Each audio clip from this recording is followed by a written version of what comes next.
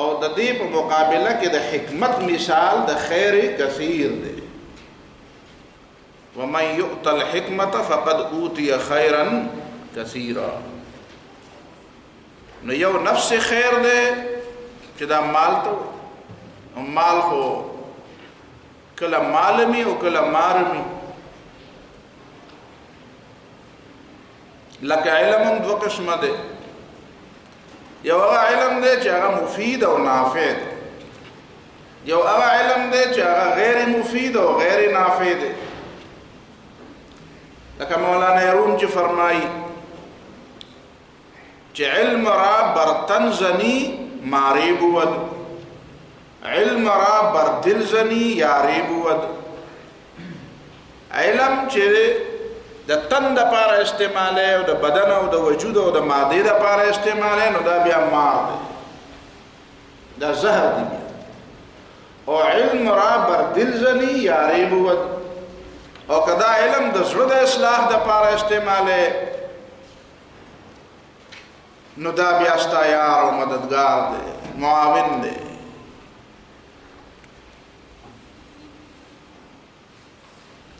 حکمت په قرآن او سنت کې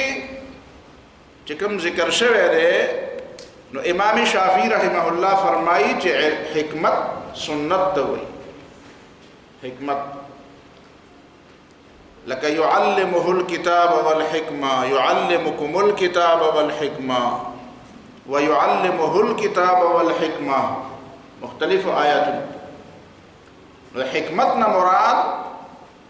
په قرآن باندې د عمل کولو طریقې چې پیغمبر ښودلي دي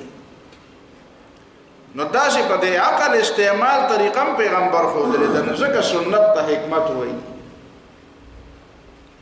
سنت ته حکمت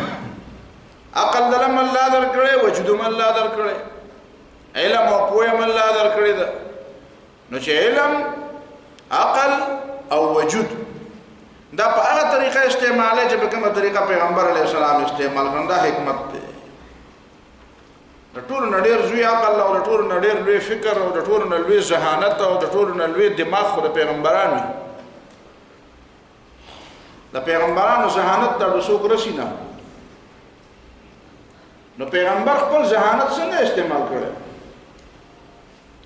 نو دا ته طریقه وو خدای چې دا طریقې باندې استعمال دي ته حکمت وایي درېمه خبره دا ده چې په خارج کې د دې یو مثال تاسو ته ما وعده کړی و چې زبرته د دې مثال بیانوم د عقل مثال په خارج کې نو په دې جدید دور کې د دې اصطلاح لفظ د لپاره یو اصطلاحي لفظ دی څنګه چې په خوا په مدارسو کې خلک وایي دا فلسفه نو الته ورته علت معلول وي علت او معلول دا د عقل مثال یا عقل په دې کې کار کوي یا د عقل کار دا دی جدید اصطلاح کې دې ته کاز او افیکٹ وي کاز اینڈ افیکٹ مطلب هم دا علت او معلول کاز څه دی او دا غي افیکٹ او اثر څه دی خو در حقیقت دا کاز او افیکٹ او د علت او معلول دا خبره دا یقیني نه ده اول خو په دې معنی دا یقیني نه ده چې علت او معلول دا کله کله د مصلحت او د حکمت سره د فرق راځي التباس راځي ډېر پوهه خلک د حکمت او د علت په منځ کې فرق نه پیژني نو کله کله علت ته حکمت وي او کله حکمت ته علت وي حالانکه د علت او د حکمت په منځ کې ډېر لوی فرق حکمتونه بدليږي مصلحتونه بدليږي خو علت نه بدليږي علت مغيو ده که ګڼ دی او که ډیر دی که یو دی او که دو دی او که درې دی خو هغه برقرار پاتې دی علت په خپل ځای دی که دور په هر څه راځي پاتې شو حکمت او مصلحت نو حکمت او مصلحت په یو زمانہ کې کېدې شي یو حکمت او مصلحت به په یو شي کې او بیا په بل زمانہ هغه حکمت او مصلحت په ځای بل یو حکمت او مصلحت برا پیدا شي ته به وایې چې ما خو په دې ساده ژبه پوه کړه د حکمت او مصلحت او د علت په منځ کې به فرق مې پوه کړه نو زه دې په فرق پوهوم. د ټریفک اصول دا دي چې په کار دا چې ټریفک په داسې طریقه روان دي چې اکسیډنټ نه کېږي او ټریفک روان دا دوه خبرې پکې ضروري دي. اکسیډنټ نه کېږي کوشش دی وکړي چې اکسیډنټ ونه شي. اکسیډنټ نه کېږي نو لارې د تلو د راتلو جدای. اکسیډنټ نه کېږي نو لایسنس دې پکاري. اکسیډنټ نه کېږي نو ګاډی دې ښه ټیک ټاکي. اکسیډنټ نه کېږي نو سپیډ ډېر نه والی. ټول اصول هم دغه دي که نه. مطلب یې دا چې اکسیډنټ ونه شي حادثې کمې شي. او په ټریفک کې سهولت پکار دی. نو هغه سهولت دپاره دا ده چې هلکه تم راځه او تم ځه نو دا خو به نه کېږي. بیا به دواړه یو بل له مخامخ ورځي نو کله به یو طرف دا پرېږدي او کله به بل طرف دا پرېږدي. ده ته به یې ته مه راځه ورته چې دی راشي. هغه ته هم سهولت پکار دی. او بیا به هغه ته وایي چې اوس ته مه راځه اوس به دی راشي ځکه چې ته هم سهولت پکار دی. نو تا ته ما د ټریفک د اصولو دوه ساده خبرې وکړې. په ټریفک کې دا دوه بنیادي خبرې دي. یو دا چې سهولت ورکول غواړي چې کوم ګاډو والا روان دی هغې د سهولت او اساني پکار ده. دویم دا چې اکسیډنټ او حادثې نه ده پکار. او حادثې نه کول هم دا یو سهولت شو. مطلب بیا د دواړو یو شو. او دې دپاره یو نښه ده. اکسیډنټ نه دا بچ کېدل دا بنیادي شی د دې اصول دپاره بنیاد دا د اصول د ټریفک ولې جوړ شوي دي. د دې علت څه دی؟ نو علت یې دا دی چې اساني پیدا شي او حادثې ونه شي یا کمې وشي. اوس دې دپاره سره بتۍ او شنه بتۍ جوړه شوه چې راځه. نو دا د دې مطلب دی شنه بتۍ. شنه بتۍ مطلب دی راځه او د سرې بتۍ مطلب دی چې مه راځه. اوس بظاهر چاته دا پته نشته دی خو بس هر څوک راځي په سره بتۍ ودرېږي او په شنه بتۍ باندې روان. دا بنیادي خبره شوه. کله کله به ته وایې چې دا سره بتۍ او شنه بتۍ خو د دواړو څه علت د سرې بتۍ او د شنې بتۍ چې لا نه وه راغلې نو ټریفک پولیس والا به ودرېږه او ځه. اوس هم په کوم ځای کې چې دا چوکونه کې چې کله بتۍ نه دي لګېدلې نو هلته ټریفک پولیس والا ولاړ وي. او چې کوم ځای کې ټریفک پولیس والا هم نه وي نو کلنډران په خپل منځ کې ډرایوران یو سړی ولګي هر شی وروي دا خلک څه داسې کوه څه داسې کوه نو الله ما رضا کلنډران په خپله دا لاره ذاته کړي. نو دا مصلحت دا مصلحت دی. دا سره بتۍ او شنه بتۍ مصلحت دی. دا حکمت دی علت نه دی. یو الحکمت مې راته ووایي هغه حکمت او دې حکمت کې چېرته التباس را پیدا نه کړي. دا دواړه یو بل سره خلط نه کړي. دا بل ټرم په بله اصطلاح کې خبره کوم. دا حکمت په معنا د مصلحت علم. د حکمت لفظ به نه وایم خیر د مصلحت لفظ به وایم چې ته ته اشتباه دې را نه شي. نو یو علت دی او بل مصلحت دی. نو علت همغه یو دی. دا شنه بتۍ او سره بتۍ چې کوم کار کوي دغه کار پولیس هم کوي. مخکې په چوک کې چې به ولاړ په کوم ځای کې به دا بتۍ نه وه او چې نه چوکي نه بتۍ نه پولیسي نو دا کار کلنډر هم کوي. نو کله د کلنډر شکلي کله د بتۍ شکلي کله د پولیس شکلي. ګوره شکلونه تا ته مې مصلحتونه بدلېږي را بدلېږي خو علت هغه یو دی. د دې درې واړو مصلحتونو کې بنیادي علت هغه یو دی. نو په کاز او په افیکټ کې یو بنیادي غلطي کله کله دا وشي چې هلته کوم سړی چې د کاز او د افیکټ په منځ کې تعلق ګوري هغه کله کله هغه کاز نه یو دی ورته کاز وایي او دا افیکټ او دا اثر د دغه کاز نه یو دی وایي دا د دې اثر دی. نو ځکه چې د علت او د مصلحت په منځ کې په دې اشتباه راغلي. دویمه غلطي په دې کې بله ده هغه دا چې پخوا یونانیان هم دا خبره کوله او اوس دا مغربیان راګیره او د یونانیانو شاګردان هغه دا وایي چې په کوم ځای کې علت موجودي نو اثر به د هغې خامخا موجودي. چې کوم ځای کې کاز وي نو د هغې افیکټ به وي. دا نشي کېدی چې کاز شته او د هغې افیکټ نشته. حالانکه دا خبره غلطه ده. کاز په خپله علت په خپله په اثر کې مؤثر نه دی. دا خبره علما کوي کله په خپل منځ کې. خدا داسې نه ده پکار لکه څنګه چې دا عام خلک یې داسې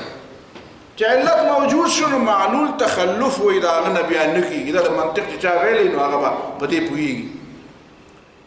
وایي صغرا او کبرا چې د یو ځای کړل او شکل اول دی او ایجاب د صغرا او کلیت د کبرا شرایط موجود دي او حد اوسط پکې متکرر دی نو لازماً به په نتیجه مرتب وي. لازماً به نه مرتب کړي. چې خدای غواړي مرتب بشي چې خدای نه غواړي نه به مرتب کړي. دا د علت خپل کار نه دی. علت خپل کار نه دی دا چې نتیجه په خامخا مرتب کیږي د دین دا تصور جوړ شو چې ور موجود دی نو سیزل به خامخا کوي چې دریاب موجود دی او کشته نشته نو ډوبېدل به خامخای وای دا خبره غلطه ده دا د معجزونو انکار په دی وجه راغی څنګه کې دی چې به ور دی او سیزل دی نه کوي وای ور سیزل نه کول ابراهیم علیه السلام او نه سیزل الله تعالی او ته نه سیزل نو دا علت چې دا په خپل دا د هر خلکو تصور دی چې کوم خلق په دې کائناتو کې د الله تعالی قیومیت نه مني ځکه زه وایم چې د الله تعالی د دریو صفاتو په ځای د څلور صفتونه په صحیح معنو کې زده کول دا ډېر زیات ضروري دي عام طور باندې هم په درسونو کې وایو خالقیت مالکیت او حاکمیت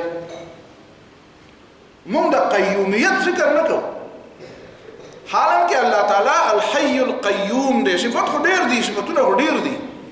خدا القيوم لفظ دا ډېر زیات اهم دی چې القائم بتدبير الخلق بنفسه الله تعالی د کائنات او تدبیر کوي الله تعالی په هر یو سیز کې خپل مداخلت کوي اداي آزاد نه دی پرې خو هیڅ شی آزاد نه دی پرې خو دا څنګه چې علتونه پیدا کړه ورته یې شرات کوي ور پیدا کوي چې په خپل کار کوي مانه تاسو مکو خو سیزل کوي یا وبې پیدا کړې وې خلق مړاوه یا ډوډۍ پیدا کړې وې خلق مړاوه دا څنګه و دا یو ذره د کائناتو د الله تعالی په علم کې دا الله تعالی برای راست دې ته خطاب هم کوي او الله تعالی برای راست دا کنټرول کوي او قابو کوي هم نو علت او معلول د الله تعالی نه مستغنی نه دي چې نعوذ بالله خدای ته اجت نشته خو بس علت معلول ده صرف پیدا کړه او باقي خپل کار په خپل کوي دا یو انسان دی چې له اختیار ورکړی دی او په دې کې دا ازمایش دی امتحان دی په دې دا باقي څیزونه خو تا قرآن کې ویلي دي چې انا عرضنا الامانة على السماوات والارض والجبال فابين ان يحملنها هغې خو د ازادۍ نه انکار وکړو هغې خو یې موږ مجبور کړو ځکه چې د ازادۍ په نتیجه کې خو بیا کېدی شي چې دوزخ او سزا هم راشي نو باقي کائنات چې دي نو دا په خپل اختیار نه دی روان نو ور په خپل اختیار روان دی او نو په خپل اختیار روان دی او نظمکه او اسمان په خپل اختیار روان دی او نغر او دریاب په خپل اختیار روان دی ها انسان له هدف پورې اختیار ورکړی دی ځکه چې د امتحان دی او د خلیفہ کړی دی نو دا د کاز او د افیکټ خبره او د علت او د معلول خبره چې دی دا د هغه چا په تصور کې خرازي چې کم خلق د خدای قیومیت نه مني ناغي وزو په د علت او د اثر دی او د مؤثر دی د اثر دی او د مؤثر دی لیکن عملا خبره دا شنه د حقیقت دا شنه دی الله په غواړي نو اثر وکړي الله په نه غواړي نو اثر نه کوي تاثیر الله تعالی په مؤثر حقيقي الله تعالی دی مؤثر حقيقي الله تعالی او دا په خپل داسې په خپل اختیار نه دی اختیار چې الله تعالی مجبور معنا دا چې الله تعالی یې چلای کړ په خپل اختیار نه چلی دا درېمه خبره شو دې باندې نور مزید بحثونه کول نه دي پکار مخکې زوزه کې چې وینګا قلب او روح زده کو قلب څه ته وایي نو دا قلب دوه مفهوم دي یو د قلب مفهوم هغه دی چې کوم مونږ ورته زړه وایو یا هارت ورته وایو چې په وجود کې دنه په سینه کې یو شی دی د ګس طرف ته او هغه حرکت کوي او هغه وینه پمپ کوي او دماغ ته اکسیجن رسوي او وینه رسوي نو یو دا د جسم دا او دویم قلب هغه دی چې هغه مونږ وینو نه ایو روحاني امر دی یو روحاني شی دی د جسم سره څه تعلق شته او د دې جسمانی قلب سره تعلق دی ځکه د تم قلب وي او هغه تم قلب وي هم قلب دی چې هغه انسان سره دی هغه قلب او دا قلب کې فرق دی چې هغه قلب نه لیدل کېږي او دا قلب لیدل کېږي البته دا هغه قلب د دې جسمانی قلب سره یو تعلق دی او هغه ته بیا ویم چې څنګه تعلق دی ورسره دا موږ چې قلب یادو نو دینه مراد زمونږ هغه قلب نه دی چې کوم دا جسمانی دی. په دې جسمانی قلب هم لغونې خبره کوو، خو مونږ چې د قلب یادو یا قرآن چې کوم قلب یادوي نو عمومي طور د قرآن هغه قلب یادوي او هغه زړه یادوي چې کوم زړه دا جسمانی د غوښې نه جوړ زړه نه دی، بل زړه دی چې د دې زړه سره یو تعلق. هغې ته قلب وایي، دې ته هم قلب وایي. عربی ژبه کې ورته قلب وایي، موږ عربي اصطلاحات وایو ځکه چې عربي اشتقاقي ژبه ده. ته به وایې چې په دې کې بله فرق څه دی؟ فرق دا دی چې عربي چې کومه ده دا لغت اشتقاق دی، لغت اشتقاق. دا ولې د الله تعالی د کلام دپاره عربي صالحه ده، بله ژبه کې الله تعالی کلام نشي راتلی، سوال نه پیدا کېږي، ترجمې سره هم نه کېږي، ترجمه هم نشي کېدی.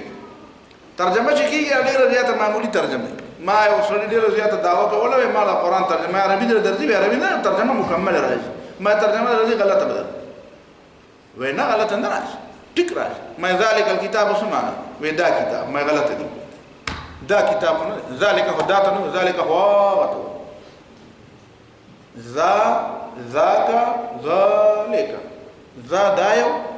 ذاک دغه، ذلک هغه. نو ذلک الکتاب معنا هغه کتاب، ته خو دا کتاب ترجمه ده غلطه. بیا مې په دې نه پوهېږي چې دلته کتاب دا دی ورته وایي ذلک هغه، نو دا دی که هغه دی؟ نو دې دا ته هغه ولې په دې نه پوهېږي؟ وایي اوس پوه شم چې پرې نه پوهېږم.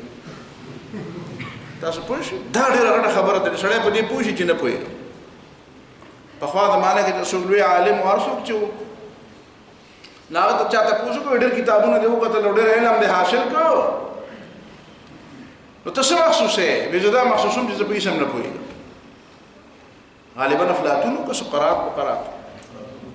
افلاطون وایي. نو هغه ورته وایي هغه چې یو کوي هغه سړی بلکل په زمیندار هغه بلکل چې په هېڅ نه پوهېږي، په الف او په ب نه، په هغه او په تا کې بیا څه فرق دی؟ هغه هم په څه نه پوهېږي او ته هم په څه نه پوهېږي. وایي هغه په دې هم نه پوهېږي چې زه نه پوهېږم او زه په دې پوهېږم چې زه نه پوهېږم. دا مې فرق.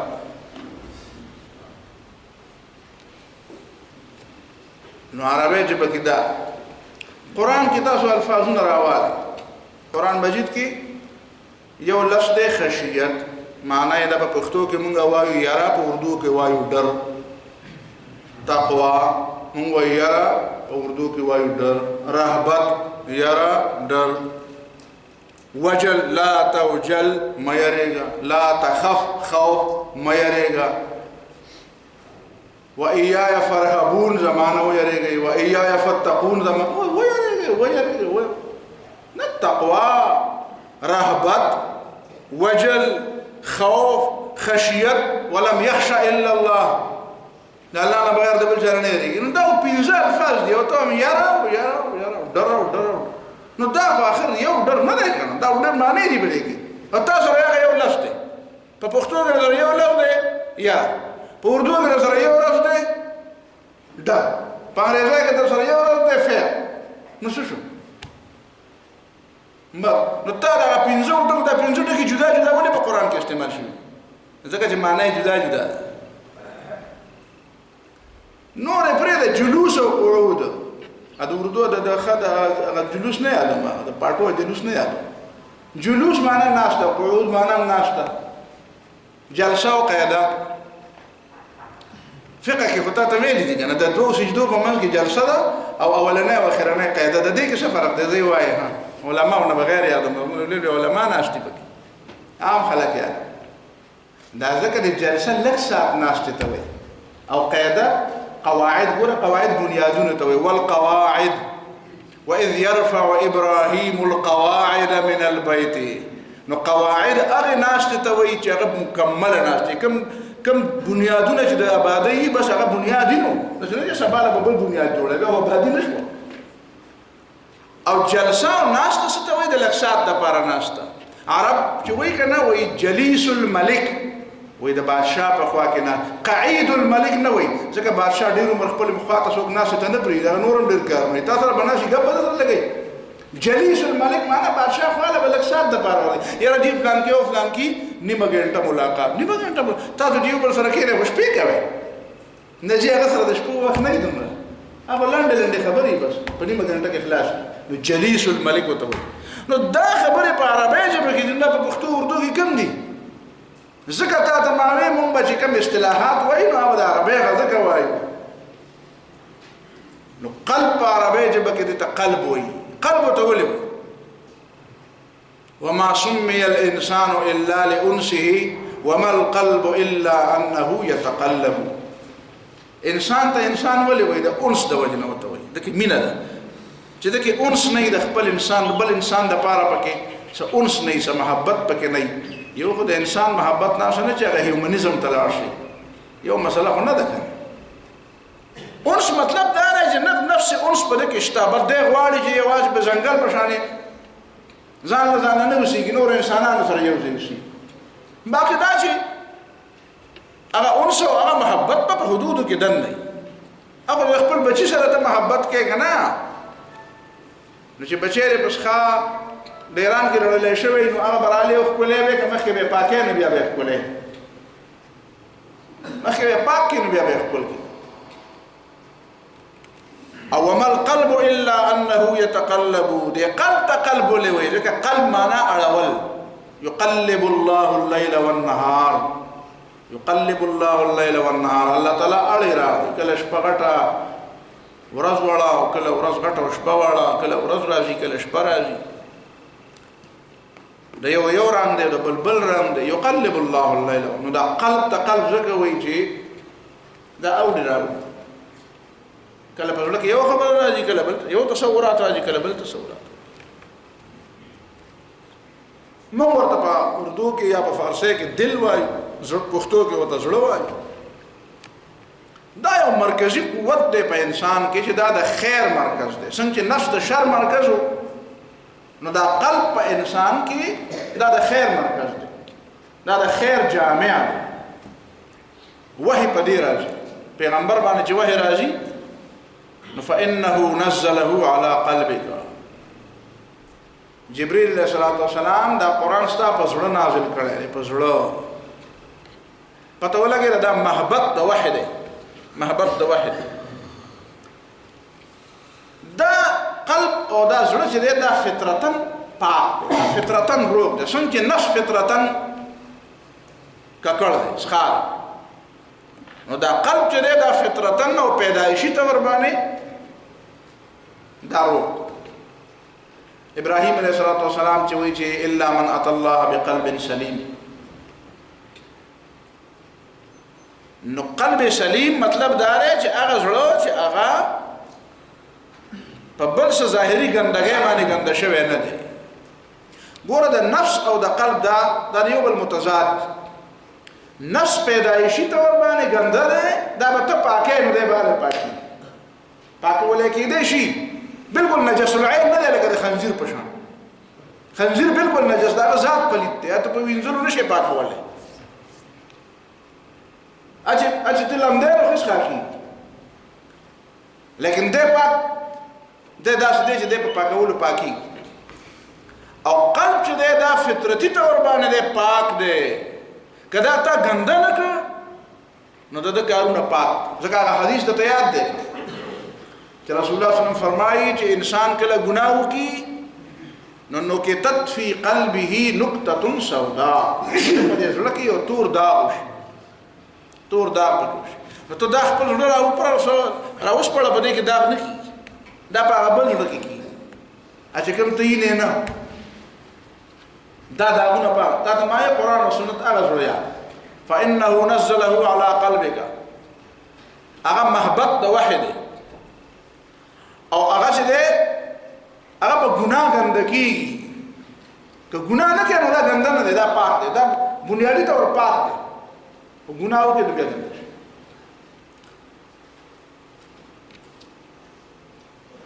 بل خبره د دې مبارک دا ده چې دا قلب چې دی کله کله رسول الله صلی الله علیه وسلم یا په قران مجید کې د دغه قلب او د دې قلب په دواړه په منځ کې تعلق هم قران واضح کوي ور قران دواړه کار کوي یو طرف ته هغه ته زړه وایي چې حکم روحاني دی او بل طرف ته دا مادي جسم کې چې دا حکم زړه دا مادي زړه دی نو د دې روحاني زړه او د مادي زړه په منځ کې تعلق هم تا ته راښکاره کوي. لکه مثلا حدیث دی رسول الله صلی الله علیه وسلم فرمایي چې الا ان فی الجسد لمضغة اذا صلحت صلح الجسد كله واذا فسدت فسد الجسد كله الا وهي القلب. خبر شي په زړه کې یو ټوټه په دې وجود کې یو ټوټه فی الجسد مضغة په بوټۍ کې په دې وجود کې په دې بدن کې یو ټوټه ده. اذا صلحت صلح الجسد كله چې روغی نو ټول وجود به روغي واذا فسدت فسد الجسد كله او چې روانه یو خراب وي نو ټول وجود به خرابي. نو الا وهي القلب. خبر شي دا زړه دې زړه مراد کوم زړه دی؟ روحاني زړه دی کدا جسماني زړه دی؟ دا جسماني زړه دی. پته ولګی دا چې شریعت دلته کې دا خبره کوي چې د صلاح او د فساد تعلق ورې اصل خو د روحانيت سره دی. خو هغه روحانيت داغه تعلق د جسم سره هم دی. څنګه چې تا ته ما وی چې نفس هم یو داسې شی دی چې په دې خاره وجود کې ښکاره وجود کې موجود نه دی خو یو صفت دی د شر مرکز دی او داغه تعلق د ټول بدن سره دی. دا چې د خیر دا مرکز چې دی د دې تعلق پر وجود کې د زړه سره دا دواړه تعلقات. نو گویا کې ته ویلې شي چې یو قلب دی قلبي روحاني او بل قلب دی قلبي مادي او اسلام دا دواړه مني شریعت دا دواړه مني او دې دواړو دا تعلق هم تا تخکاره کوي. خو دومره زده کول غواړي چې په زړه باندې او په قلب باندې خیر غالب دی او په نفس باندې شر غالب. رسول الله صلی الله علیه وسلم د دې یو بل مثال هم فرمایلی. یو صحابي د نبی علیہ الصلوۃ والسلام نه تپوس کوي غالبا حضرت ابو امامه رضی الله تعالی عنہ د مسند احمد ابن حنبل کې دا روایت دی مشهور. یو سړی د نبی علیہ السلام نه تپوس کو د خدای پیغمبر ما ته پدا څنګه پته لګي چې زه مؤمن یم کنه د مؤمن او د نه مؤمن کېدو په ما ته د خپل مؤمن کېدو د نه مؤمن کېدو که خلکو ته وي من 50 کسان باندې فتوا ولګي دا چې معیار باندې برابرېدو نه له مؤمن کېده او بیا به خبره خراب. بیا فرعون موسی علیه السلام ته ویلي وفعلت فعلتك التي فعلت وانت من الكافرين. وفرعون موسی علیه السلام ته ویلي ته هم کافر. نو دا واذا راوهم قالوا ان هؤلاء لضالون. صحابه چې بده مکی خلقونه دی ګمراه ده بدی روان صحابه ته ګمراه ابو جهل او ابو لهب. د خوشحال خان خټک بابا یو شعر ډېر مزیدار دی. څو شعرونه ډېر مزیدار یو دوه درې شعرونه به دا ډېر زیات خوښ. یو شعر ویلی دی دا چې کوم خلک په پیغمبر په خبره باندې نو اولنی هغه وایي ما هغه منلي چې راغلي د اسمانه نور ته ورپاتې دي خبرې یوناني وي. دا فلسفې پرېږده بس د اسمانه چې راغلي به دغه وحي منم. نو دا ډېر مزیدار شعر دی. او بل شعر ویلی دی وی ګوره وی ابو جهل محمد ته نصیحت کوي. ابو جهل محمد ته نصیحت کوي. راشه ګوره څوک رنځور دی او څوک طبیب. طبیب ته سړی رنځور وایي او په خپله رنځور دی ځان ته طبیب وایي. محمد صلی الله علیه وسلم ته ابو جهل راپاسي نصیحت ورته کوي. د دې زمانې خلک یادوي په پیغمبر اعتراض کوي تا غلطه خبره وکړه. نیکانو صالحانو ته وایي تاسو خلک ګمراه کوئ. نو یا ابو جهل محمد ته نصیحت راشه ګوره څوک رنځور شو څوک طبیب. تماشا ده لیونی ډاکټر ته وایي ته لیونی لیونی طبیب ته وایي ته لیونی.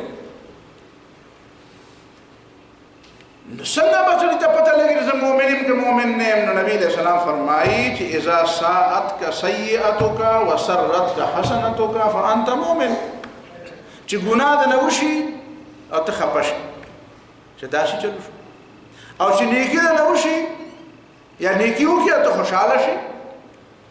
نو فانت مؤمن. نو ته مؤمن یې. اذا ساءتک سیئتک دا خبره ذهن کې کېنوه چې په کا انتا انا زه ته مې تو په دې باندې مخاطب او متکلم څوک دی. دا زه چې ویم چې زه نو زه نه مطلب زما د سر که زما د خپې که زما لاس که زما پوزه که زما ژبه څه نه چې دا نه. که زه ویم ته نو ته نه مطلب څه نو ستا پوزه نو که پوزه یې نه نو هغه ته به ته نه ویم. ستا خپه نو که خپه چا نه نو هغه ته به ته نه ویم. نه پته ولګېده چې زه ته په دې مخاطب څه شی دی یا نفس دی یا قلب دی، یا نفس دی یا قلب. که چرته کې دا خطاب چې دی دا خسته خطابي، خوږ خطاب دی، جائز او مزیدار خطاب دی، نو دا بیا قلب مراد دی. او کله دا بل د نفس سره متعلق خطابي نو بیا نفس مراد. او کله کله د نفس اضافتم دی کته کیږي او کله د قلب اضافتم دی کته کیږي. اضافت د شی له نفسي خو کیږي چې کله الفاظ بدل او اسانه خبره ده. خیر دې چې صرف نحو ویلی نو هغه څه دومره ګرانه خبره خو نه ده. نو قلبک او نفسک او نفسي دا ویل څه دومره ګرانه خبره خو نه ده. د اضافت کېدی شي. خدا مې راته وی چې ساعتک سیئتک وسرتک حسنتک. نو دلته په دې ک باندې خطاب دی قلب ته دی چې دا قلب دی په دې ګناه باندې خپه شو او دا قلب دی په نیکه باندې خوشاله شو نو فانت مؤمن. دا بیا تاسو مؤمن نه او چې په ګناه باندې زړه خپه کیږي نه او په نیکه خوشاليږي نه نو بیا نور څه پرې ده. خو د ایمان باندې بیا الله تعالی نه ځان د ایمان وو. بل خبره په دې سلسله کې دا کوو چې د دې قلب تعلق د دې زړه سره څنګه دی. د دې زړه سره تعلق نو یو تعلق خو ته ما په حدیث ثابت ان فی الجسد لمضغه اذا صلحت صلح الجسد كله. او جدید دور کې هم د دې تعلق خلکو ثابت کړی دی او دا غي مبارک یو څو خبره واوره.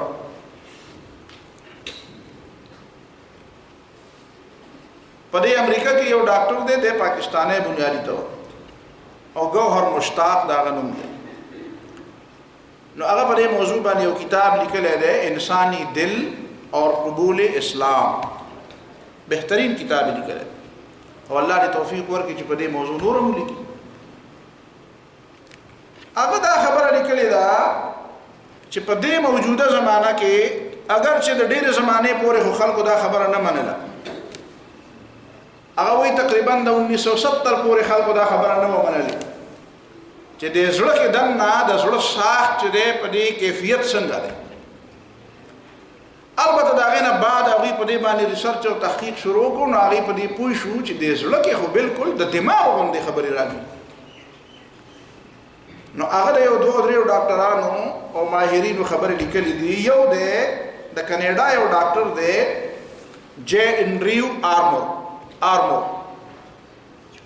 نو هغه وې د یو نوی میډیکل فیلډ د یو نوی طبي میدان بنیاد هغه خو دی او هغه لا عنوان ورکړی دی نیوروکارډیالوجي. یعنی د انساني زړه اعصابي نظام، د انساني زړه اعصابي نظام. دا اصطلاح دا ټرم مخکې نو او هغه دا خبره کوي او د خپل تحقیق عنوان یې خو دی لیټل برین ان د هارت. ورکوټي غونې مازغه په زړه کې وي، په زړه کې دننه مازغه دی او په زړه کې دننه میموري حافظه ده. پکې دننه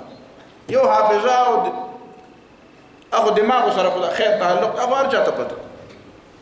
خو وي په زړه کې دننه ورکوټي غونې مازغه دی او په زړه کې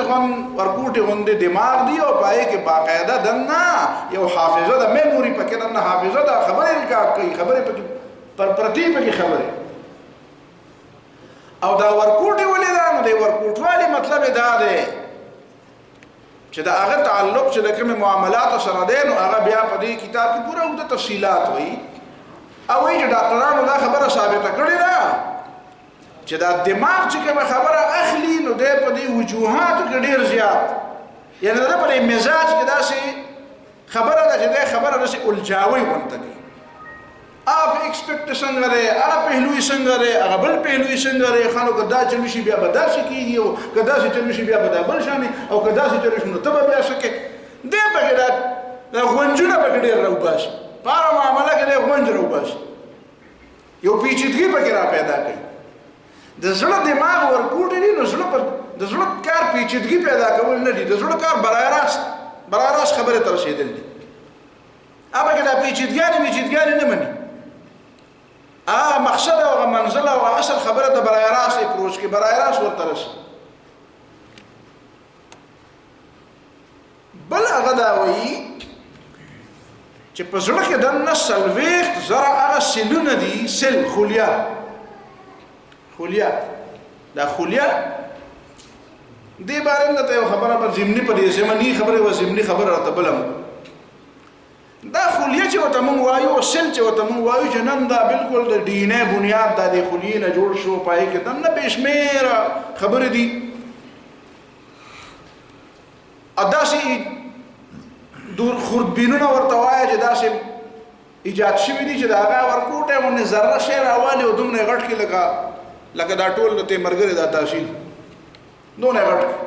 او پای کې بیا دنه ګوري. نو چې کله داسې څه نه ایجاد شوي نو د ډاروین یو هم عصر سړی و، تاسو ته پته ده چاته د ډاروین د وفات او داغه د مرګ تاریخ معلوم دی چې په کوم کال کې ډاروین مړ؟ 1882 کې 1882. داغه د دې زمانه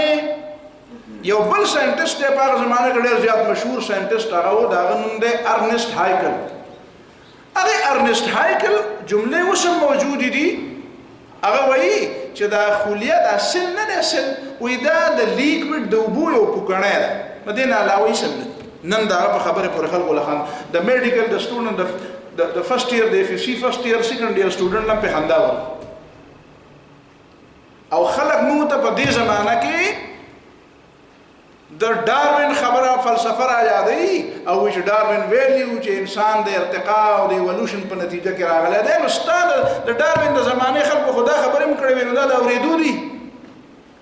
نن خلک وایي په سل کې دننه په کروڑونو دروازې دي چې په یو دروازه کې نه وځي نو دنیا ده پکې په لکونو صفحات په هغې کې دننه پراته دي، په لکونو صفحات چې هغه ته پرنټ تر وباسي. نو د یو انسان د پاره د څومره کاغذ پکار دی او څومره پاره دغه د معلوماتو د پاره څومره کتابونه پرتا دي، نو په سونو جلدونه دا غنه جوړیږي.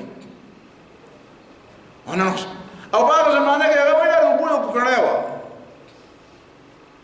نو د هغه زمانه خبره ماته مکو او د 1800 نه مخکې خبره ودرته وکم. یو بل ډاکټر قول ما دلته نقل کړی دی، هغه وایي چې دا 1800 پورې به د یورپ د ډاکټرانو طریقه دا وه چې کوم مریض به اپریټ کو کنه نو هغه ته چې کوم چاقو یا چاړه به او ته تیر کول نو د خپل سپلای پر تلی پورې به داسې مګل نو هغه به تیر کړو. ته دې نه خبر چې جراثیم څه ته بیا رستو د 1800 نه پس پته ولګی چې او هو پر سپلای باندې مته زوداري نه او دا چاړه دا نشتر ځکه چې دې سره بیا ډېر مریضانو ډېر وجلی دي په دې ډېر په دې طریقه ودی نه خبر نه و چې په دې پور جراثیم په سپلای پورې شي جراثیم خدي جراثیم. نو ته ما ته وایې چې ته د جراثیمونو کله خبر وې، نو ما ته وایې زه خو ته کله خبر وم او کله نه خبر، خو اسلام ته ډېر پخوانه خبر و. یو حدیث دی د رسول الله صلی الله علیه وسلم، هغه حدیث کې راځي نبی علیہ الصلوۃ والسلام فرمایي چې تنکب الغبار فإن منه تكون النسمة. تنکب الغبار د ګرد غبار او د پولوشن نه ځان ساته او د پولوشن نه موږ ته خلکو ځان ساته. اوس ته وستان ساته ماته په نبی علیہ السلام ویل وې تنکب الغبار د ګرد غبار او د دوړو نه ځان ساته. ولی فإن منه تكون النسمة، ځکه د دې په وجه باندې ډېر باریک ژوندي څیزونه را پیدا کیږي چې هغه د هوا په وجه، د هوا په ذریعہ، د خوراک په ذریعہ، د سکاک په ذریعہ، د پوزې په ذریعہ، د خولې په ذریعہ، په نورو ذرایعو باندې د انسان جسم ته دننه ورننوځي او هغه انتهایی درجه باریک دی او پای کې باقاعده ژوند دی، پای کې ژوند دی، ژوندي څیزونه دي. او هغه چې دننه ننوځي نو هغه د دننه نقصان پیدا کوي. دا دی نقصان، دا شیطان شی دننه نقصان پیدا کوي. نو نبی علیہ السلام فرمایي دې نه ځان ساتي. خو رسول الله صلی الله علیه وسلم دا غي مزید تفصیلات ذکر نه ویلي. دا 1800 پورې خو به چا بیان منل خلکو به ویلي دې کومه جواب ویلي دې سویلي دي. نو په خوانو خلکو باندې نعوذ بالله په دې وجه باندې چې د پیغمبر په خبره نه پوهیدو نو څه به کوله تکذیب به. او نبی علیہ السلام یو خبره وکړه، دا اوس په خلک پوه شو چې علاقه د نبی صلی الله علیه وسلم د خبره دا مطلب دا حدیث په غریب الحديث د ابن قتيبه کې مشته او په غریب الاثر د ابن الاسير کې دا حدیث النهايه في غريب الاثر د ابن الاسير او غریب القرآن د ابن قتيبه دا دواړو دا نقل کړل نو بهرحال بل یو ډاکټر دی جان لیسی او داغه خزم داغه سره مرګري د پدې ریسرچ کی هغه وایي چې دا سره چې دی د دغه د دماغ په منځ کې یو دو طرفه رابطه ده او two way communication between the heart and the brain وای د زړه او د مغزو په منځ کې دو طرفه روابط رواني څنګه روابط رواني وای دا دماغ خو کوشش کوي چې بل ټول زړه قابل شي دا د زړه ته موي دا چلو کو دا چلو کو به زړه ته کله راپاسي او ته وای چې څه کې ته غلطه خبره غړي وړي لکه دوه سړي چې یو ولته وای کنه ځای وته دا پر هغه ورو مازغه دي خراب ته غړي وړي نو دا زړه دا بری باقي وجود کدا څه شي نشته چې هغه وته وای چې نه مکو او دا زړه وته راپاسي او ته غلطه خبره کوي وای دا مو وای د خپل میموري ده د خپل حافظه ده او د باقاعده په دې کې دا کمال له جدي دماغ ته راپاسي او د دماغ د خبرې مقابله کوي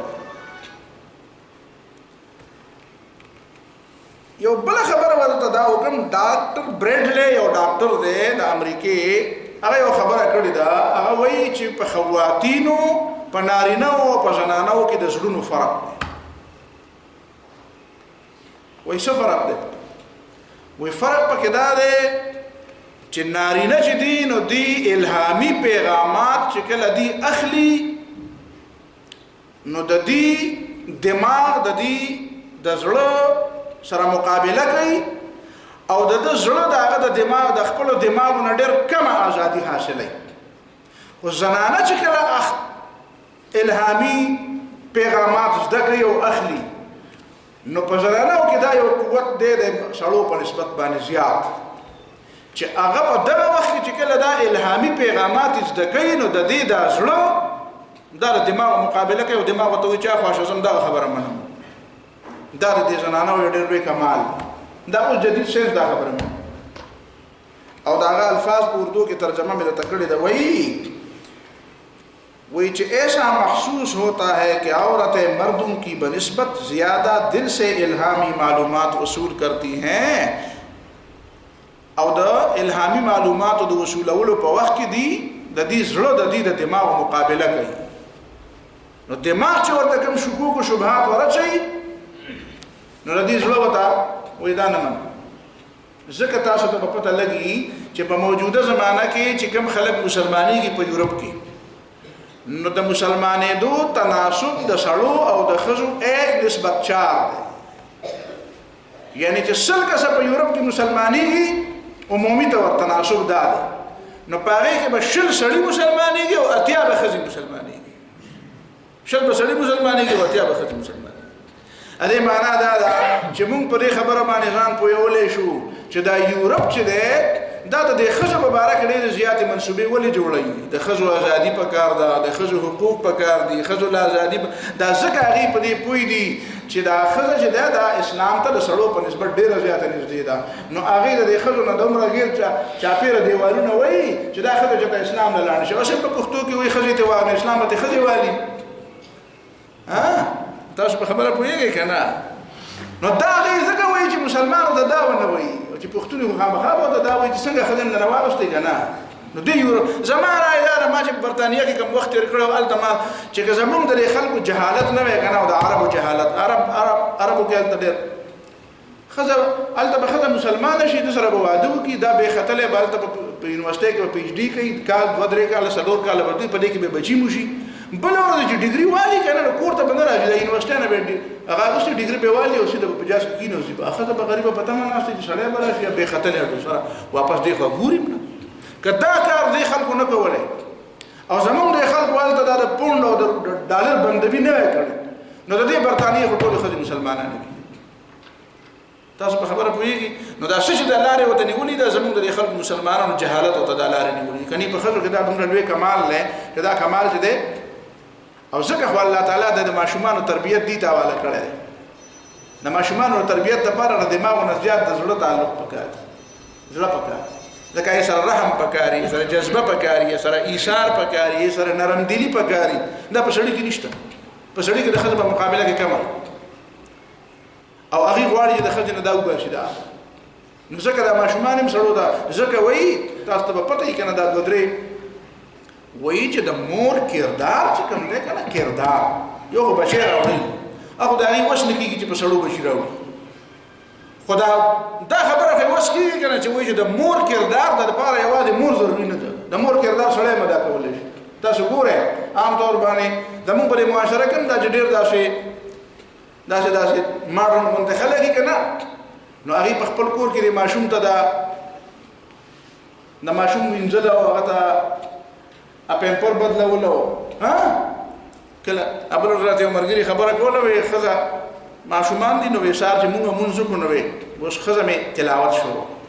مطلب یې دا دی چې دی خو به راته اوس وایي چې تلاوت نه خو پاسولی نه شي. نو دې ماشومانو ته به دی پمپر هم بدل کړي، وی به یې مینځي، بیا به ورته جامې هم بدلې کړي، بیا به ورته ناشته به هم ورله تیاره کړي او زه خو به تلاوت کوم. وایي ما چې سوچ وکړو چې دا تلاوت شروع کړو امام قرآن مجید راوسته امام تلاوت شروع وایي چې صحیح ده تلاوت وایي بیا پوه شو. نو دا ولې دا ځکه چې هلته یورپ ورته دا وایي چې دا د مدرهوډ لفظ یې ورته ویلی دی که نه مادرانه کردار یې ورته ویلی دی. نو دا مادرانه کردار او د مور دا کردار دا خو ته مه دا کولی شي. ولې ته ماشوم ته پمپر نشي بدلولی، ته ماشوم وینځلی نه شي. نو دا ته کوه که نه بلکې اوس خو د سینې پې ماشوم له ورکول هم څه دومره غټه ده. دا هم زه په دې باندې څه ته بحث به اوس خو له بوتل ورکول ځکه خو اکثر دا واړه د بوتل بچي ورته موږ ځکه وایو بوتل بچي په دې باندې چې بوتل یې خوړلی. بهرحال ما په کالج کې یو ځل شاګردانو کې یو کس ته بوتل ویم بوتله د هغه راسې خفه غوندته که شمه ته خفه شوې ما په ایمان یې ووایه تا د بوتل پیش کړي که د مور د سینې پې د بوتل نه ما بوتل یې که وایي ښه په دې وجه دې را په دې وجه مې درته ویلي بوتل پیش نو بوتل خو له پلار هم جوړولی شي. هغې دپاره خو مور ضروري نه ده. دا د دې دپاره دا کار کوي چې دا میندې چې دي دا د اسلام نه لرې کوي، د اسلام نه لرې کوي. او دا انسانیت کوم ماشوم چې د مور په غېږه کې تربیت لري هغه نه چې کوم د پلار په غېږه کې او د سړو په غېږه کې تربیت لري. مور په غېږه کې چې کوم ماشوم تربیت والی په هغه کې چې کوم اهلیت او صلاحیت وي، په هغه کې چې کومه مینه وي، په هغه کې چې کوم سکون او اطمینان هغه په هغه کې نه وي. ډېر کې سنټر څه ته وایي او بل څه ته وایي او بل څه ته. بهرحال دا خبره ذهن کې کښېنوم.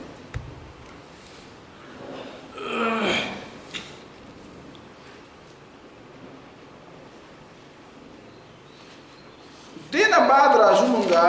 قلب نه پس مونږ بیا خبره کوو روح څه ته وایي. د روح دوه معنی،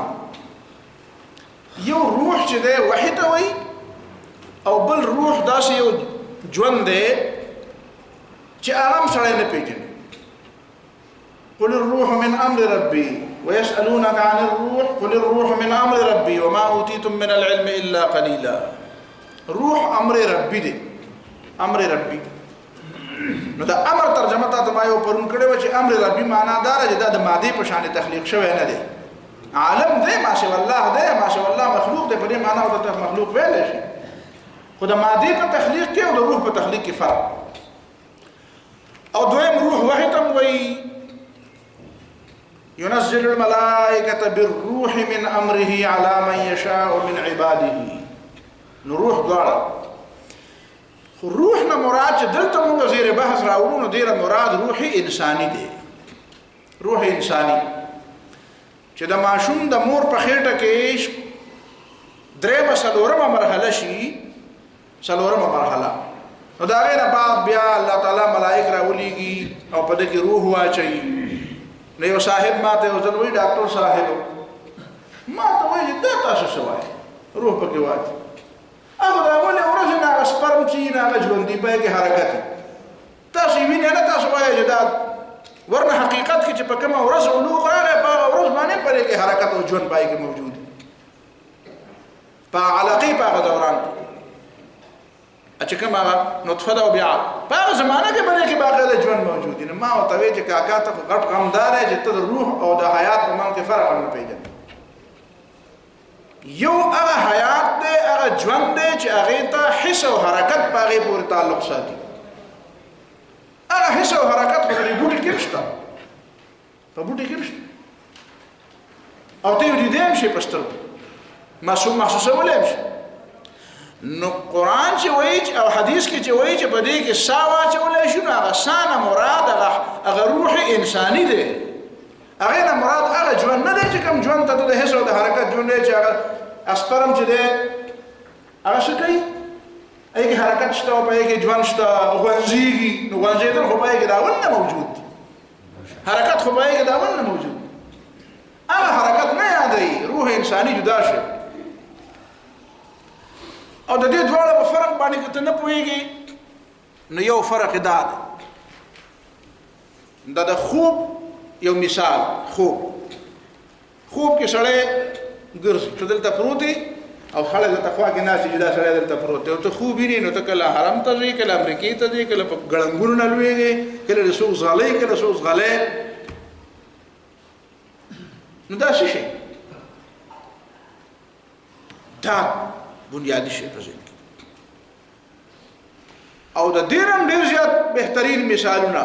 تاسو به اوس حیران شئ چې باقاعده دا مغربیان چې دي دا یورپیان دا باقاعده اوس دا مرګ او ژوند هم بالکل او د ژوند نه بعد مرګ نه دی دا هم تقریبا پرو کېږي. تاسو به حیران شئ په دې باندې باقاعده کتابونه لیکلي دي. تېر کال کې ما یو 2 کتابونه په دې موضوع وکتل. دوی څه چل کړی دی؟ دوی داسې چل کړی دی چې دوی د هغې مریضانو نه انټرویوګانې اخیستې دي چې کوم مریضان کومې ته تللي دي، د کوم مریض چې د زړه حرکت بند شي. دا تاسو دا وینټیلیټر چې ورته وایې که نه، وایي مصنوعي تنفس آله ده، وایي هغه د سا آله یې ورته لګولې ده، وایي هغه په وینټیلیټر باندې دی. د دې وینټیلیټر څه کار دی؟ دا وینټیلیټر څه کوي؟ حقیقت کې دا زړه چې کله حرکت کوي، پمپینګ کوي، نو دی 2 کار کوي. یو کار د ده دا دی چې دی وینه سپلای کوي، نو د دې سپلای دماغو ته کېږي. دویم دا چې دی دماغو ته اکسیجن او صفا هوا پاس کوي. چې کله زړه حرکت بند شي نو مزغو ته نه وینه پاس کېږي او نه هغې ته اکسیجن پاس کېږي. نو چې اکسیجن ورته نه پاس کېږي نو په هغې کې چې کوم حرکت دی او په هغې کې چې کوم پیغامات دي، هغې کې چې کوم پیغامات پاس کېږي نو هغه پیغامات بند شي. ځکه چې هغه پیغامات خو په دې وجه پاس کېږي چې هغې ته وینه میلاوېږي او هغې ته څه میلاوېږي؟ اکسیجن ورته میلاوي.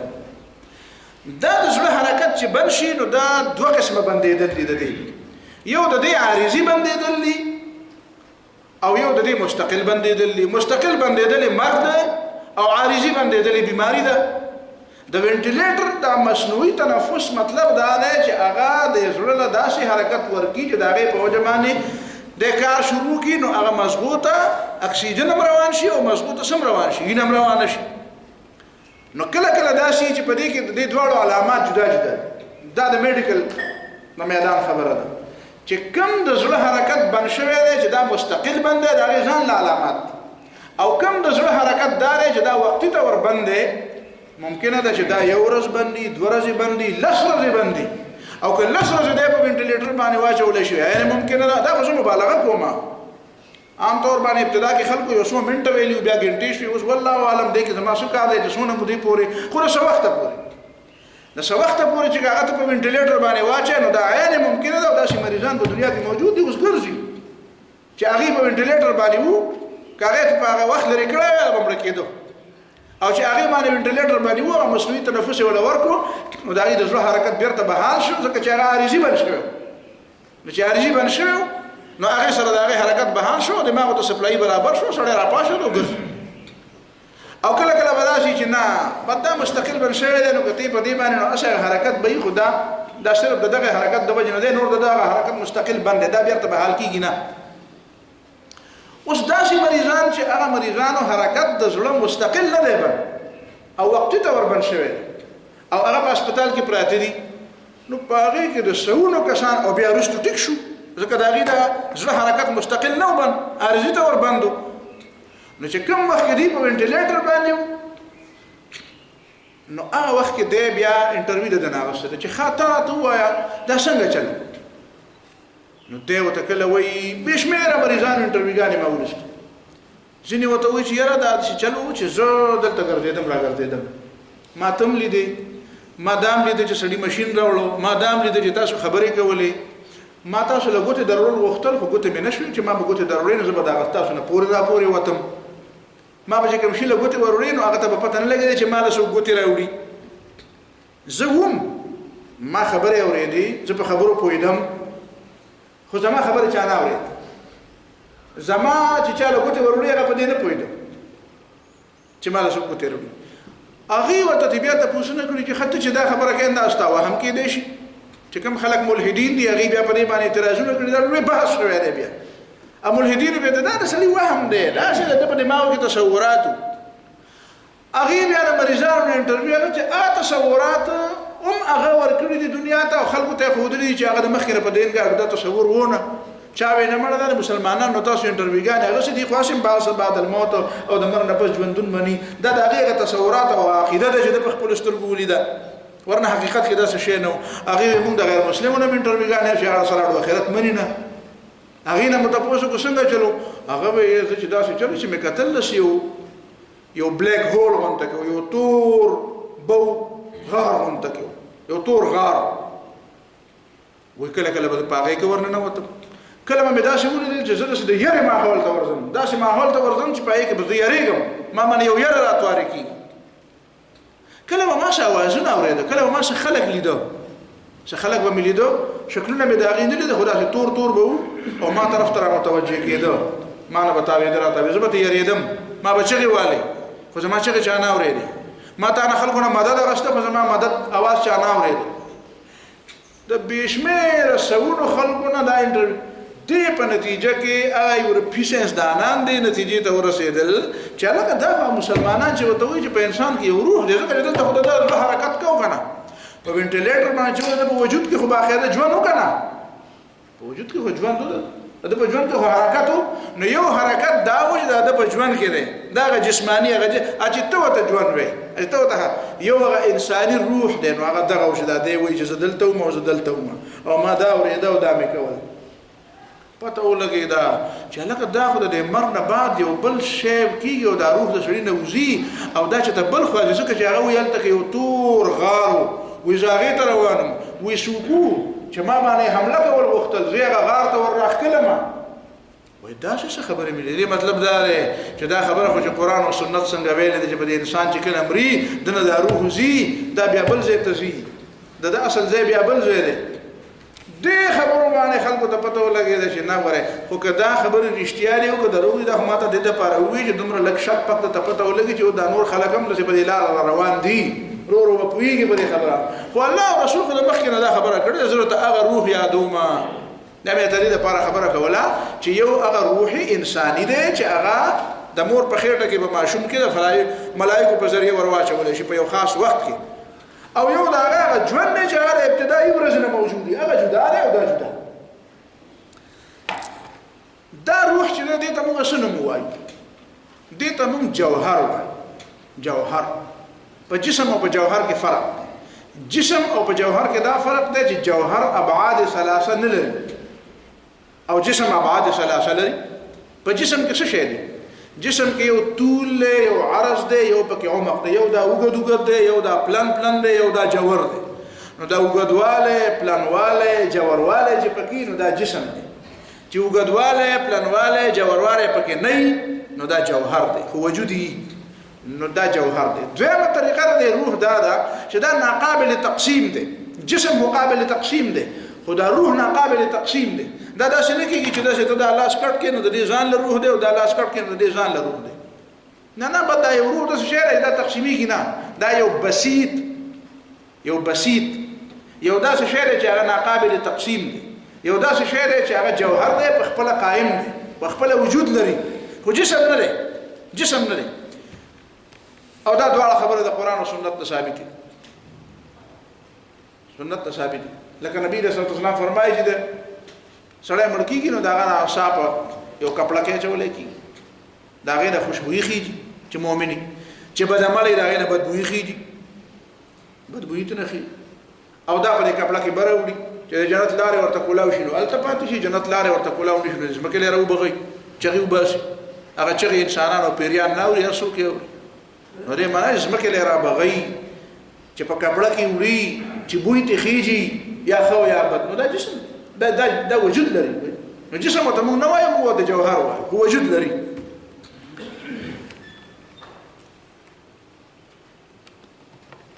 او تا ته ما دا خبره وکړه چې د روح دوه مطلبونه دي د دین علاوه د دې روح نه مونږ زیات نه خبرې دا قرآن مونږ ته ویلي دي چې وما اوتیتم من العلم الا قليلا پرون تا ته ما خبره وکړه تقریبي غونډه کې بس ذهن ته د نږدې کولو دپاره دومره پوهه د مونږ شته د دې نه اخوا د مونږ نوره پوهه نشته د دې په باره کې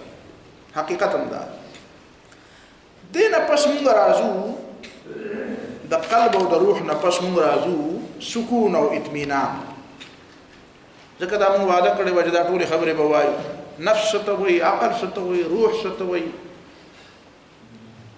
او عقل نفس قلب روح څلور څیزونه شو دوه مې نور ویلي سکون او اطمینان او یو مې بل ویلی ذکر الله سکون څه ته وایي او اطمینان څه ته وایي سکون چې دی دا ته دا ویلی شي چې دا یو قرار دی قرار ته وایي چې د کوم شي کې ته سکون غواړې او هغه نشته نو ته بې قراره او کوم شي کې چې ته سکون غواړې او هغه تا ته میلاو شي نو تا ته یو قرار میلاو شي ته په دې کې لکه ماشوم دی او غواړي دنه چې مال راک موبایل دنه غواړي راک نو عملې وایي عملې چې ته ولا ورکې نو بهغلی نو دې ته سکون وایي خو دا سکون چې دی دا مادي شی دی مادي دا روحاني شی نه دی دا مادي شی دی د دې تعلق د ټول جسم سره دی لکه سړی ستړی شي نو غواړي چې چېرته خلک په پخوا به یې ویل چې سم په جانګړ کټ کې سملاست دی په جانګړ کټ کې به پرېوتلی شي دا بس بالا هم پته نه وه چې بس پرې دا شپې وکړو نو دا د ټول وجود سره دی تعلق په دې ورته سکون میلاوي دماغ ته هم سکون پکار دی زړه ته سکون پکار دی که نه دی پکار په دې خبره بیا کوو دماغ ته سکون لاس خپو ته هم سکون پکار دی دا معده چې کله سړی وږی نو بس بې قراره وي چې ډوډۍ ورته میلاو شي نو بس ډرقی وکړي او په قلاره ډډه ولګي خوشحاله شي تږی نو بې قراره وي چې اوبه وڅښي نو په قرار شي دا سکون دی وږی دی ډوډۍ وخوړه سکون ورته میلاو شو تږی دی اوبه وڅښلې سکون ورته میلاو شو ستړی دی دمه شو نو سکون ورته میلاو شو وده شو نو سکون ورته میلاو شو سکون امر مادي دی د دې وجه نه قرآن دی کور ته هم سکن ویلی دی وجعل لكم من جلود الانعام سکنا مسکن ځکه چې کور د سکون ځای دی چې کور ښایي خو د سکون ځای دی چې کور ښه نه وي نو بیا د سکون ځای دی سکون او سکون کې ډېر فرق نشته خو به هر حال ځای د سکون ځای نو دا سکون چې میلاویږي په دې کور کې مسکن سړی راشي بس بهر ته اطمینان او خوشحالي سړی ته نه میلاوي یاره به چې څوک کور ته نه یم تللی په خپل کټ کې نه یم پرېوتی هغه پورې مې طبیعت نه برابر راشي خپل کټ کې بېغم شي دې نه علاوه مونږ دا ویلی شو چې د سکون ترجمه مونږ وکړو په دوو الفاظو چې دا جسمانی او وقتی قرار دی یو دا جسمانی دی او بل وقتی دی وقتی قرار دا مستقل قرار نه دی مستقل قرار نه دا جسمانی نه روحانی نه دی او دا وقتی دی مستقل نه دی د دې سکون په مقابله کې اطمینان دی اطمینان مستقل قرار دی او روحانی قرار دی قلبی قرار دی د انسان ازمایش په دې سکون کې دی او په اسبابو د سکون کې دی اسباب د سکون څه جایز دي او څه ناجایز دي مال دولت دا د اسباب د سکون دي دا اسباب د سکون جایز هم دي او ناجایز هم په دې جایز کې سکون دی او په دې ناجایز کې سکون دی. ته چې ډوډۍ وخورې چې حلاله بسم الله په ویلو غونډه ویلو حلاله او آرام نه خبرې کې مونږ چې په ناجایز کې سکون نه وي. نبي بیا د انګريزانو او خلکو بل خنزیر مخه خوړې بیا یا به چینیانو سپي خوړې. سکون چې دی هغه په جایز او ناجایز دواړو کې دی. سکون جایز هم کېدی شي او ناجایز هم کېدی شي. د سکون اسباب جایز هم کېدی شي او ناجایز هم کېدی شي. او د انسان ازمایش په دې کې دی چې په کوم شي کې زیات سکون ملاويږي پای کې د انسان زیات ازمایش دی. لکه قرآن سوی انما اموالکم واولادکم فتنه، انما اموالکم واولادکم فتنه، مال او اولاد تاسو فتنه ده. نو په مال کې سکون زیات دی کنه. زموږ د علاقې او بابا او خدای دې وبخي هغه به وي دا جیب د ګس طرف ته ولې دی زموږ بابا ولې دی نو څه پته ده وې دې کې پیسې کنه وې دا چې دړه ته پرې دړه په تاسو په قرار ایداس او دې روپې ته د روپې ولې وې روپې ته روپې څه کوي دا د روح پیری د روح پیری لکه څنګه چې ته په اوس کې نو ته په خوشاله شې نو دا روح دې دا په نو دې روپې ته وې روپې خدای دې پوي کا الله دې وبخي دا خبره کړې غلطه کړې د روح پیدا دي روح په پیسو باندې خوشالي ندي روح په خوشالي روح په وحي خوشالي د وحي په تعلیماتو خوشالي د روح پیدا برن راځي دا د روح په نه روپې د روح په نه دي خبره باندې پوه نو دا بنیادی خبره ده چې د سکون کم شي کې زیات دی لکه په مال کې زیات دی لکه په اولاد کې زیات دی نو دا مال او اولاد فتنه ده په دې کې سړی ازمایش هم ډېر دی بس سړی په مال کې ملاله وران نه ګوري او اولاد د پاره جایز او ناجایز نه ګوري خدایي ضرورت او داغي هغه فرمایشونه پوره کوي و یاره بچي خوشاله ول پکار دي پارسه چې خوشاليږي نو آرام ولاله شي نو دې کې سړی ازمایش دی ولی ځکه دا ذریعہ د سکون ده نو چې په کم شي کې سکون زیاتی نو دا نو ته به د سکون بیا غلطي څه ده دا سکون به ما غلطي نه ده سکون ټیکم نه او غلطم ده خو په سکون کې خبره ده چې سکون هم تعالی لکه د نفس په شان ته وران ځکه چې څنګه چې د نفس تعلق د ټول جسم سره او داسې د سکون تعلق هم د جسم سره دی نو څنګه چې د نفس تعلق د ټول جسم سره او هغه تا لپاره مشکل جوړاو نو داسې د سکون تعلق هم د ټول جسم سره دی او دیم تا لپاره مشکل جوړي ته به سکون ماله څه مشکل جوړي نو مې یو مشکل خو دردا جوړي چې ته به آرام او د حلال فرق نه کوي خو ته یې ماله سکون پکار دی نو دا کې د ازمایش کې فعل شو دویم دا د دینه په شوره خواږه هغه دا چې سکون کې دا مشکل لکه پرون مې ته ویل چې دا سړی د اصل منزل نه باندې د اصل منزل نه باندې لکه ته رواني او تا یو شی ته په لار کې ملاو شو هغه ستا مطلوب نه و ته بل شي پسټلې خو یو بل شی ته ملاو شو او هغه ته وی چې لکه بس ما ته خو شی دا جالي شي څونه چې خرڅيږي په بازار کې او سړی اصلي او جالي نه پیژني او دا جالي چې کور ته راوړي خوشاله وته یې کنه ځکه چې د اصلي او جالي نه پیژني خو چې اصلي او جالي پیژني نو جالي نه دي اجالي ته نه خوشالي هغه جالي شي ته هغه سړی خوشاليږي او دا جالي څه جوړ شوی ولې جالي دوايانې جالي نوټونه جالي سره سپینه دا ځکه جوړ شوی دی چې هغه اصلي د خلکو مقصدي نو چې کوم اصلي شی چې مقصد نه دا جالي نه جوړيږي جالي هغه شی جوړيږي چې کوم دا اصلي د خلکو مقصدي نو د دې جوړولو مطلب دا دی چې خلک دا اصلي په ځای په جالي باندې مطمئن شي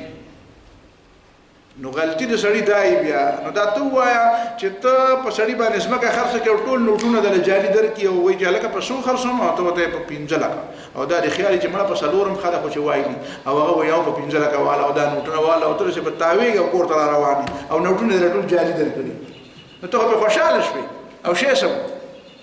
استاد خیالو چې جوړو ځا اصل منزل ته ورسېده ما چې 15 لک روپۍ به لکې دې مې واغستې او په ما کې تا 15 روپۍ نه دی غوښتي واسه خوشالي نو دا نقصان دی که فائدہ ده نقصان نه په دې سکون کې دا نقصان دی چې دا تا ته کله کله وای تا منزل معلوم وای ته منزل ته ورسېدې حقیقت کې ته منزل ته رسېدل نه اسی ته الله هو ویل او دې کړې ته به په دې منطق بیا پوه شو مې اوس ته په پویوم دا نشه ولې حرام ده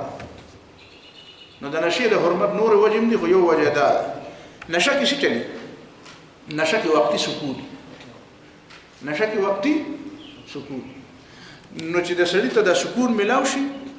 دا ټینالیان خو دلته نشته خو مردان کې د په خوا ټینالیان ګولای به ټینال به وته نالته به نشي ته ټینالی مل کړو ته پودری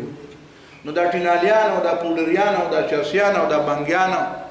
دا چې د شیزونه سکی دا ولې سکی دا ځکه سکی چې هغه ته پاره کې وقتی قرار ملایوي او دا هغه وقتی قرار د پاره هغه نه په عزت او نه په بیزتی او نه په سوالی او نه په پاک او نه په پلیتی خو هغه شی حاصلای